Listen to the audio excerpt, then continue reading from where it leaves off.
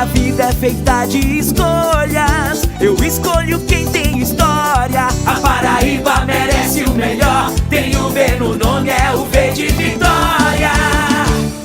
Com Vené, veneziano, pra Paraíba crescer. O senador é veneziano, pra meu voto valer. Com Vené, veneziano, pra Paraíba crescer. O senador é veneziano, pra o meu voto valer. Vené ao lado do povo, ele tá sempre na luta. Veneziano é o senador de Lula. Com Vené, veneziano, pra Paraíba crescer. O senador é veneziano, pra o meu voto valer. O dinheiro não me compra, com promessas não me engano. O senador é veneziano. O dinheiro não me compra, com promessas não me engano. O senador é veneziano. Vené ao lado do povo, ele tá sempre na luta. Veneziano é o senador de Lula. Com Vené, veneziano, pra Paraíba crescer. O senador é veneziano, pra o meu voto valer. Com Vené, veneziano, pra Paraíba crescer. O senador é veneziano, pra o meu voto valer. O dinheiro não me compra, com promessas não me engano. O senador é veneziano. Veneziano, senador. É veneziano. É Vené.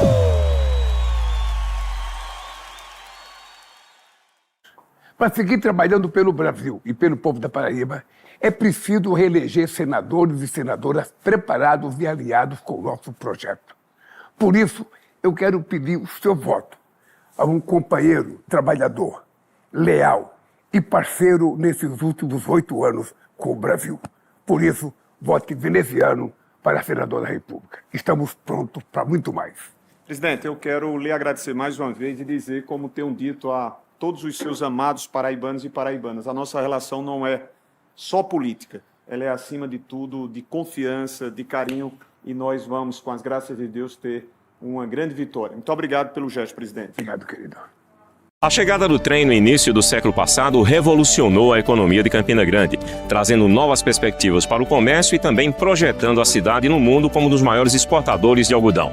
Hoje, quase 120 anos depois, a expectativa é outra. É a chegada do VLT, que promete trazer uma revolução na mobilidade urbana. Os estudos técnicos do VLT foram iniciados em 2011, mas o projeto só se tornou realidade agora, graças à atuação do senador veneziano Vital do Rego junto ao governo federal. Dos candidatos. Hoje, o nosso entrevistado é o candidato do MDB, senador veneziano Vital do Rego, que é candidato à reeleição. Estamos começando assim o TH Mais Debate desta terça-feira.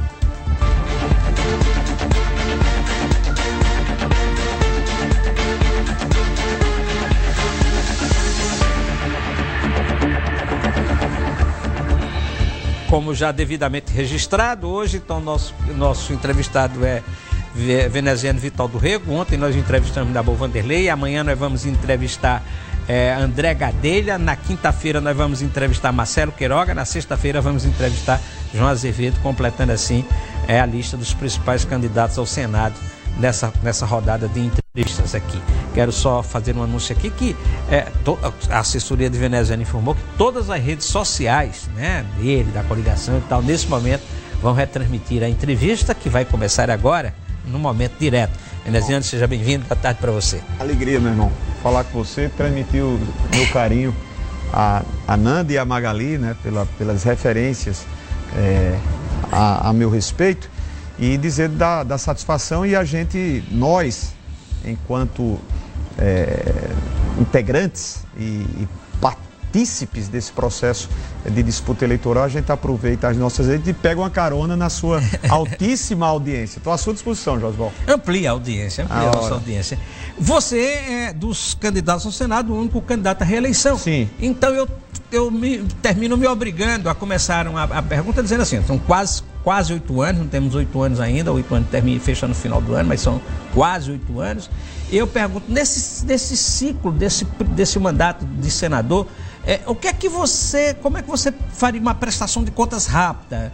O que foi que você achou que produziu assim de essencial para Paraíba, para o povo brasileiro, como senador da República? Como é que você definiria seu primeiro mandato? Em suma, Josival, é exatamente isso que nós estamos apresentando. Entre todos os postulantes que legitimamente se apresentam, o único que teve a experiência, o que está tendo a experiência como senador, somos nós. 7 anos e 8 meses agora. Então, quando eu volto, me dirijo à população da Paraíba, e não digo volto, porque nós estamos em contato permanente, fazendo as nossas prestações. Mas, fundamentalmente, o eleitor que vai fazer o seu juízo de valor, julgamento para a escolha dos seus candidatos, vai dizer, ao analisar cada um dos mesmos: Veneziano, vem cá, você é senador, portanto, para eu saber se você é ou não merecedor de um novo voto de confiança, você vai ter que fazer a prestação de contas. E eu faço, graças a Deus, Josival, com muita tranquilidade, porque nós entregamos.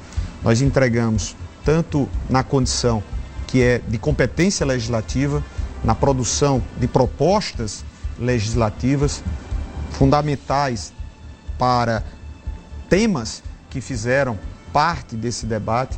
Nós tivemos um posicionamento político, interagindo e articulando junto às instâncias federais, e é evidente, valendo-me da condição de ser parceiro do presidente Lula, e isso fez com que as relações junto aos ministérios permitissem que nós tivéssemos produzido um universo de grandes benefícios. Nessa relação que você fala de produção legislativa, o que é que você destacaria? Assim, essa produção aqui foi importante, esse projeto de lei, esse relatório que nós produzimos aqui. Temos muito, mas um projeto de lei que vai ter um alcance, já é lei, mas que vai ter um alcance espetacular, é o marco regulatório do transporte público.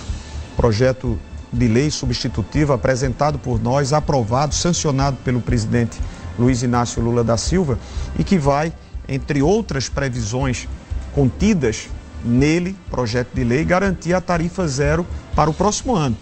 Imagine você, já para o próximo ano, com todas as identificações das fontes responsáveis para o financiamento da tarifa zero, nós termos os trabalhadoras,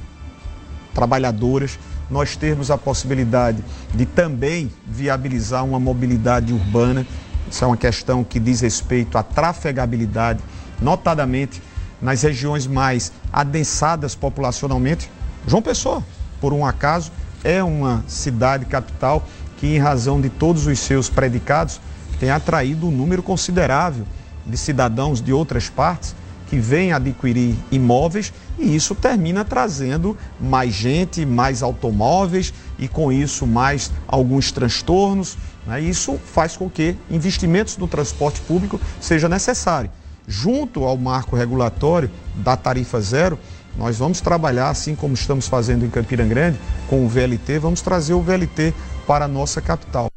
Objetivo que eu vou estar concentrado para o próximo ano. Mas fomos responsáveis pelo combustível do futuro.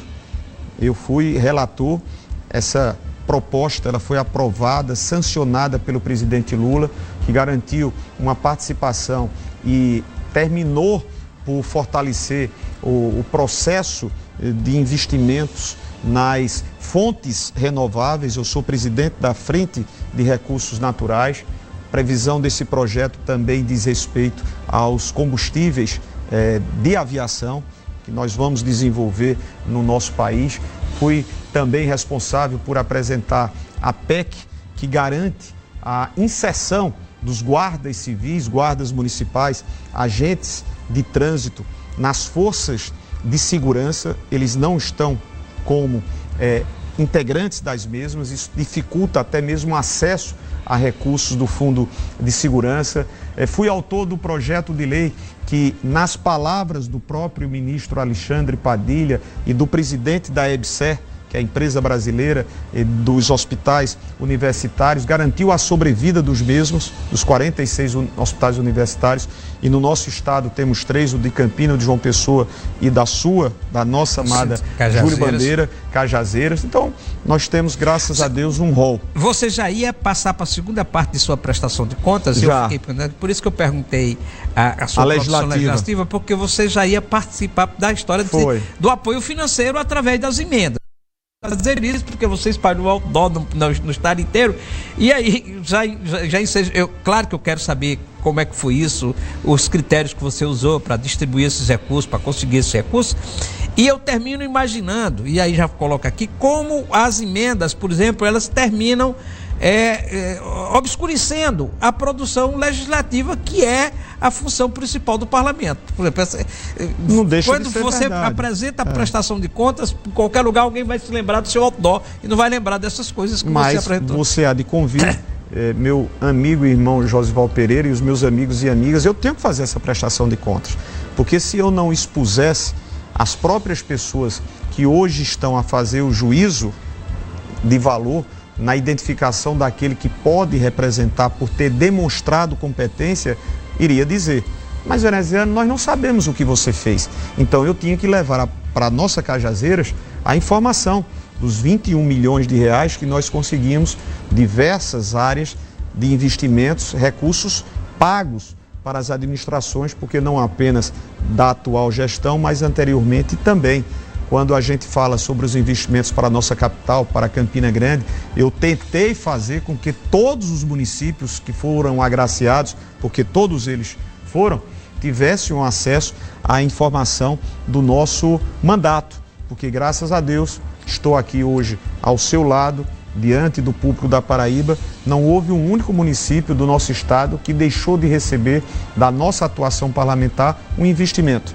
E houve investimentos extraordinários, não só através de emendas parlamentares. Era porque, essa pergunta, a questão que eu ia colocar, porque assim, se fosse de emenda parlamentar, o senador hoje tem, mas era menor, ser pouco, perto de 100 milhões de reais. Próximo, 80 e pouco milhões por ano, por orçamento, então ia dar aqui 700 milhões de reais, e pelos seus outdoor foi alguns bilhões, né? Não, quanto você conseguiu transferir para Paraíba? Essencialmente, Josival, 2,3 bilhões de reais. Nós poderíamos até chegar a 2,7 bilhões se aí incluíssemos outros recursos, mas eu quero me cingir a esses 2,3 bilhões.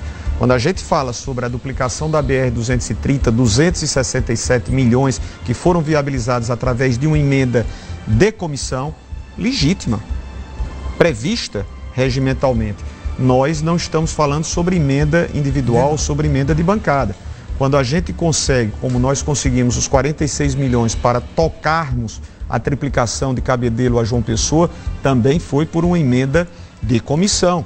Quando a gente consegue valores que permitiram que o Ministério dos Transportes garantisse o alargamento da ponte de Piancó, 11 milhões de reais, não foi por emenda individual nem de bancada, foi através de uma articulação que nós fizemos, incluindo no orçamento discricionário do Ministério dos Transportes esses valores.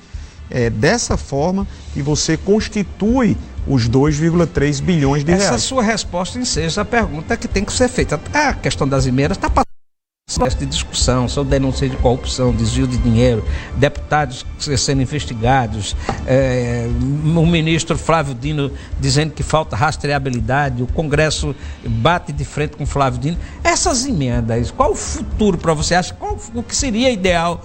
Manter isso, modificar, diminuir, aumentar? O que é que você pensa sobre emendas naquela última visita que eu fiz a você aqui, e mais uma vez com muito gosto retorno, eu disse a você que o direito de você ter acesso a essas emendas, penso eu, ser indiscutível. Afinal de contas, somos nós responsáveis pela discussão, o aprimoramento, as correções do Orçamento Geral da União.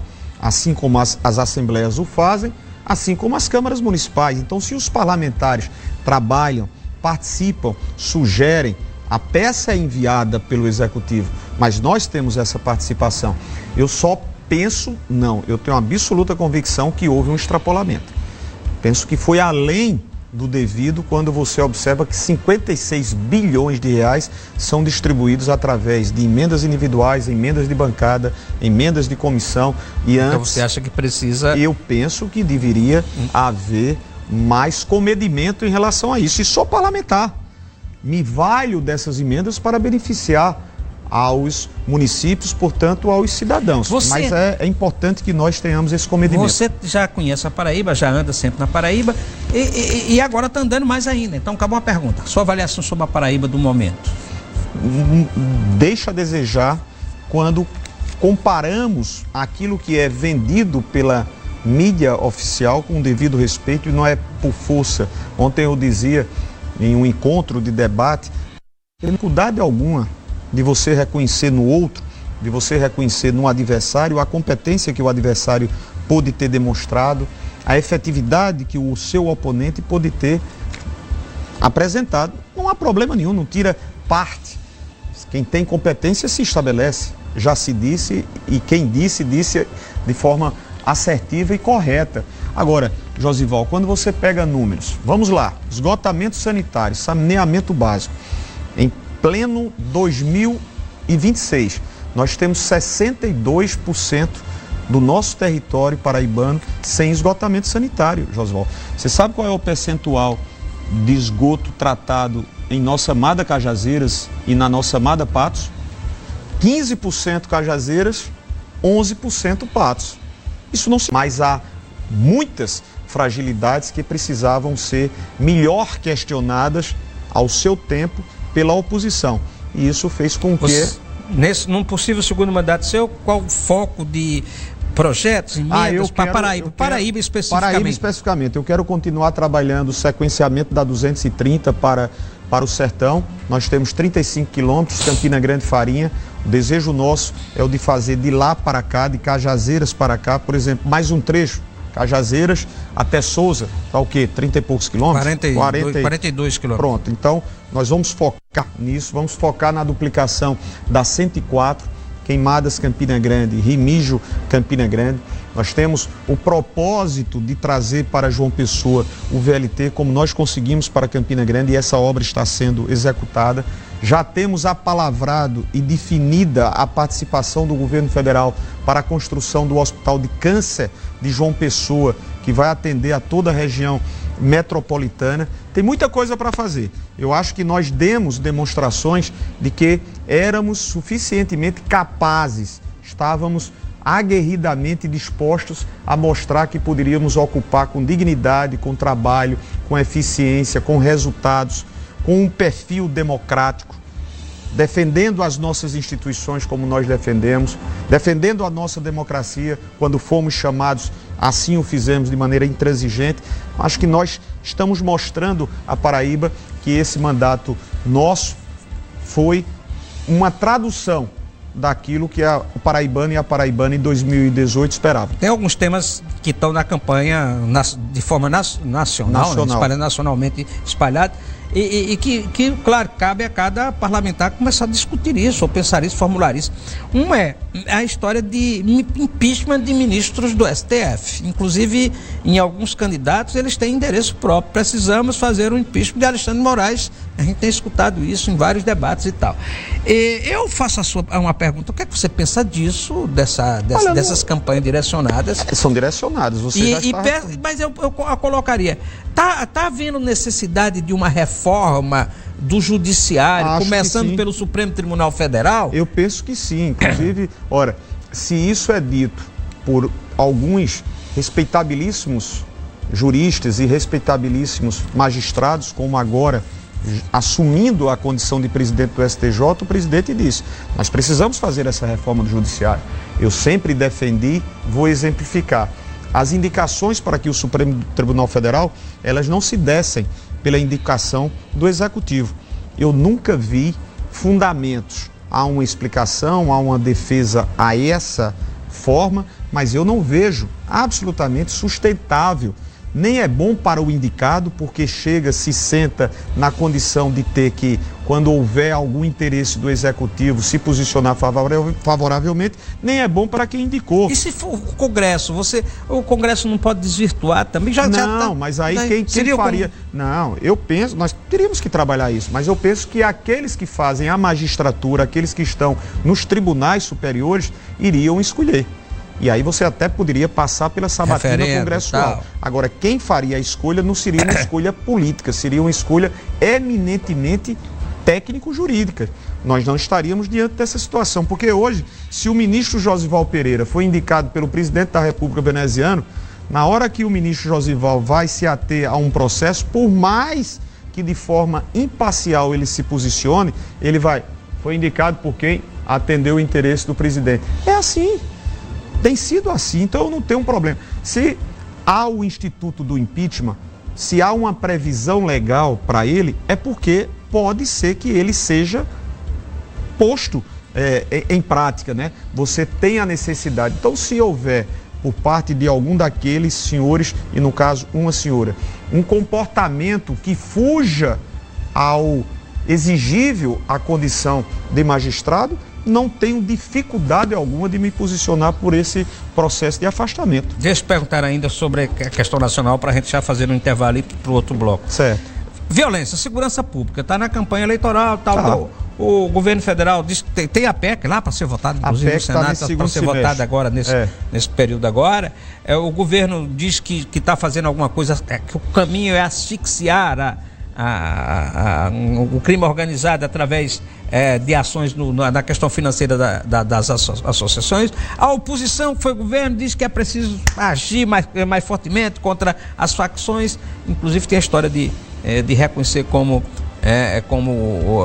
organizações terroristas. O que é que você pensa disso?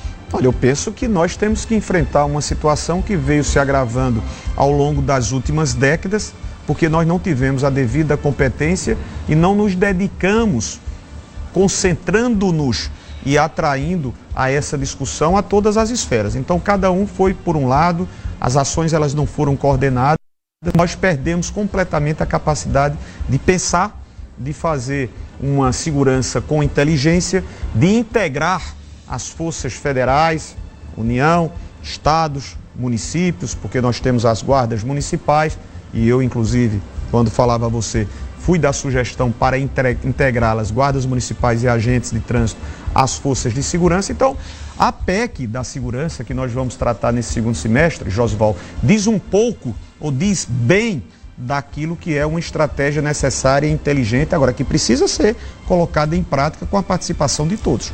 Vou chamar o intervalo comercial, vou voltar para um segundo bloco, vai ser mais curtinho do que esse nós esticamos. Desculpe. Mas fomos nós mesmos que fizemos mais perguntas, porque os assuntos precisavam ser fechados para a escola, mas a gente vai voltar falando um pouquinho sobre campanha eleitoral e política aqui na Paraíba, depois do intervalo. Perfeito.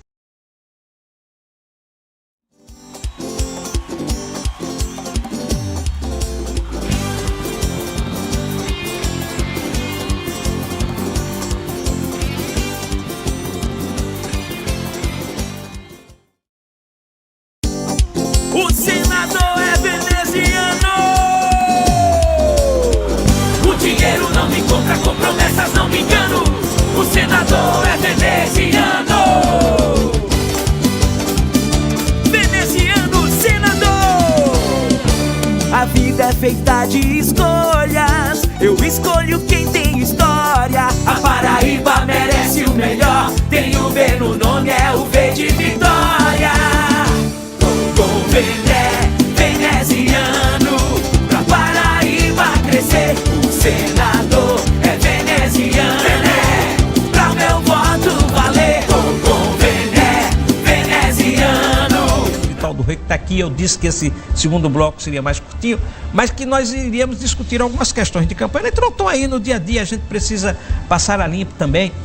Uma primeira questão é que a gente está percebendo que toda a campanha começa de um jeito e daqui a pouco você vai vendo que há os confrontos naturais. Normais. E aí, então, nesses últimos 2 ou 3 dias, aí 4 dias, 5 dias, sei lá, um confronto mais direto entre Veneziano Vital do Rego e o Mota, né? Porque é o candidato Nabu Vanderlei e o deputado Hugo Mota também. E aí vem acusações de parte, de lado e tal. Você já fez referência a Hugo Mota com relação à questão de investigação do Macho, porque ele citado em viagens convocaram. Agora está Hugo Mota falando sobre sua gestão e também falando que junta, traz aqui o ministro Vital do Rego, presidente do Tribunal de Contas, dizendo que você usa o prestígio de Vitalzinho para poder pressionar a prefeito. Queria que você fala sobre isso. Josival, sinceramente, faz parte da campanha mesmo? Não, vai fazer? Não é no meu estilo. Você conhece a Paraíba, sabe, e eu sempre disse, eu estou aqui para discutir da maneira séria, porque eu sou sério, porque se eu vim mais uma vez apresentando-me como candidato, eu tenho que, primeiro, eu sou senador, estou como senador, eu tenho que prestar contas a você, meu amigo e minha amiga, porque é uma demonstração de respeito, é a minha obrigação. E se ao invés desses 20, enfim, 30 minutos que você está reservando a esta sabatina, ao invés de eu apresentar, fazer a nossa prestação, falar sobre saúde e aquilo que nós conseguimos e pretendemos fazer mais, falar sobre os investimentos rodoviários, os investimentos como o VLT, falar sobre projetos, como eu te falei, da tarifa zero, eu vou perder o meu tempo falando a respeito de acusações, provocações, agressões completamente sem sentido? Não, eu olho para frente. O que eu tenho dito é sempre, estou para propor, alimentando de informações ao melhor juízo de valor o cidadão. Agora, se for atacado, responde. Bateu, levou. Mas eu tenho que responder, não é do meu feitio, não gosto, mas eu não posso simplesmente ouvir provocações que vêm de maneira graciosa, inclusive por parte de algumas pessoas que não são as mais referenciadas atualmente em nível nacional.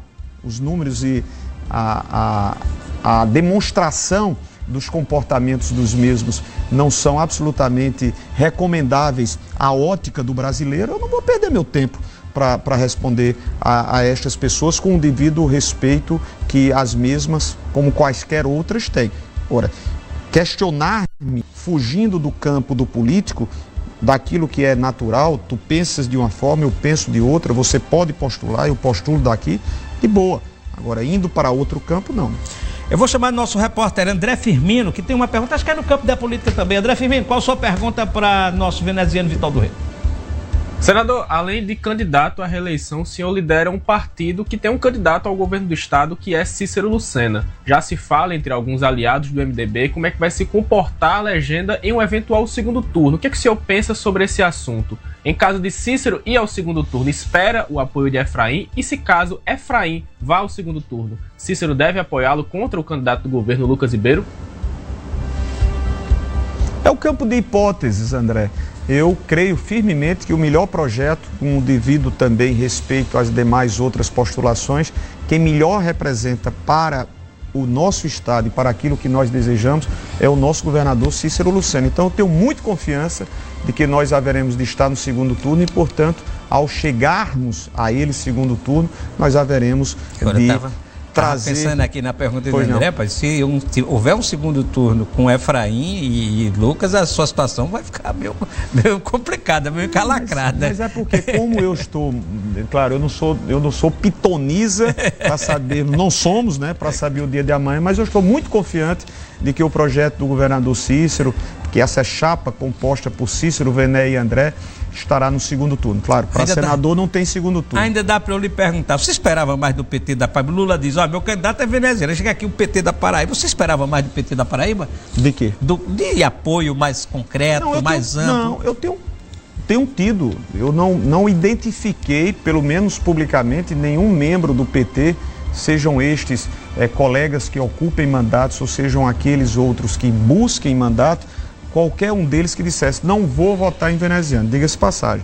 O que houve, inescondível, foi um posicionamento, um direcionamento com o qual eu não concordava, porque a minha tese, você se lembra também, era de que o Partido dos Trabalhadores poderia ficar na neutralidade. Isso beneficiaria o projeto de maior interesse de todos nós, na condição de eleitor de Lula, que é exatamente a sua reeleição.